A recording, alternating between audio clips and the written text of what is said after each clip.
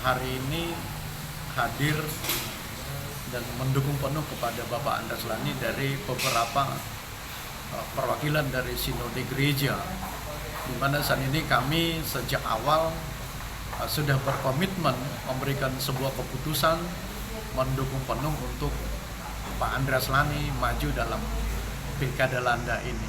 Nah, saya dari salah satu gereja mengembalakan di gereja itu merupakan satu dukungan penuh bagi Pak Andreas Lani, karena memang kami memandang harus ada anak Tuhan yang ikut kontestan di pilkada ini, karena kami melihat bahwa gereja perlu untuk juga berpartisipasi untuk kemajuan Landa. Kami tidak melihat latar belakang dia sebagai pendeta atau apa, tetapi kami melihat ada potensi pemimpin untuk semua, bukan untuk gereja doang. DPD Apasindo Perjuangan Provinsi Kalimantan Barat bersama pengurus DPD Apasindo Perjuangan Kabupaten Landa, yaitu Bapak Sukardi dan Ibu Anastasia. Kenapa kami mendukung Bapak Heri Saman dan Bapak Andreas Lani sebagai pemimpin Landa? Karena Apasindo Perjuangan melihat kedua tokoh ini sangat kompeten dan layak dan cocok untuk membangun Landa ke depannya. Kebetulan juga Bapak Andreas Lani ini sebagai Ketua DPW, beliau memahami seluk-beluk kemudian karakter petani yang akan dibutuhkan oleh petani sawit di Landa ini.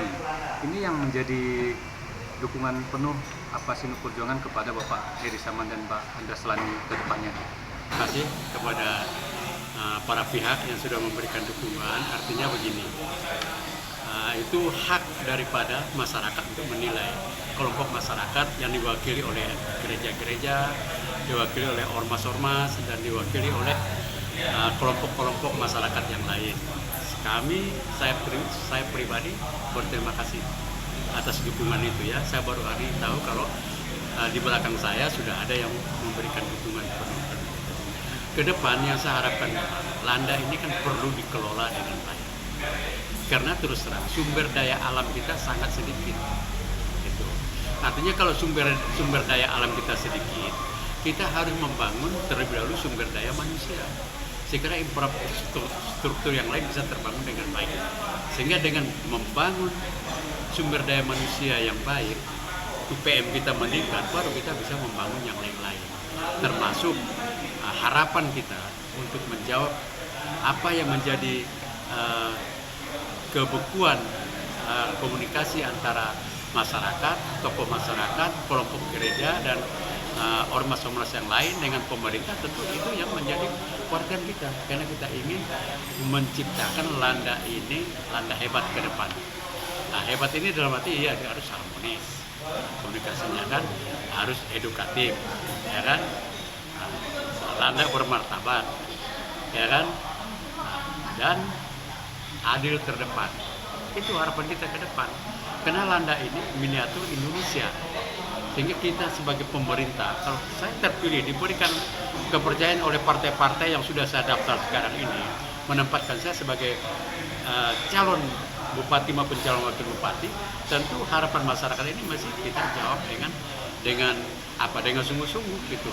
Ya, bagaimana kita meningkatkan peran investor di Landa supaya Landa ini terhindar dari segala sesuatu, terutama di dalam hal pengelolaan ketenaga kerjaan. Jadi jangan ada pengangguran lagi. Jadi setiap rumah tangga sudah punya penghasilan sendiri, berproduktif, karena ada investasi yang masuk di Kabupaten Landa.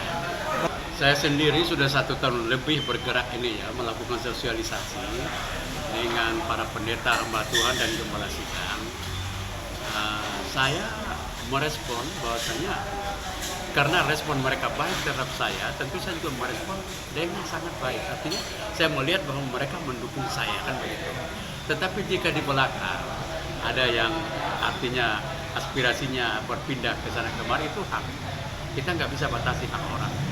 Tidak bisa kita pastikan orang mesti memilih kita, mesti mendukung kita. Tetapi yang saya inginkan dari para hamba-hamba Tuhan ini ya supaya bisa menciptakan ketenangan ya di kelompok gereja, di kelompok sinode dan lain sebagainya. Walaupun berbeda pilihan, artinya kita berbeda di dalam hati, tapi jangan dinampakkan di luar. Artinya supaya suasana kondusif di Kabupaten Lada ini terlihat. Jangan pilkada ini menjadi ajang nanti perselisihan di antara gereja-gereja itu, di antara hamba-hamba Tuhan itu sendiri, di antara jemaat. Saya tidak ingin yang begitu. Artinya mereka mesti tegas. Saya memilih si anu, ya silakan. Kita nggak bisa paksakan orang. Tapi saya yakin bahwa mereka, para hamba Tuhan Gembala Sidang di Kabupaten Lada ini, sudah berpikiran sangat maju. Mereka mampu membaca situasi. Kepada siapa pilihan mereka, saya yakin mereka akan pada gilirannya akan menentukan pilihan yang pasti setelah nanti penetapan di KPU.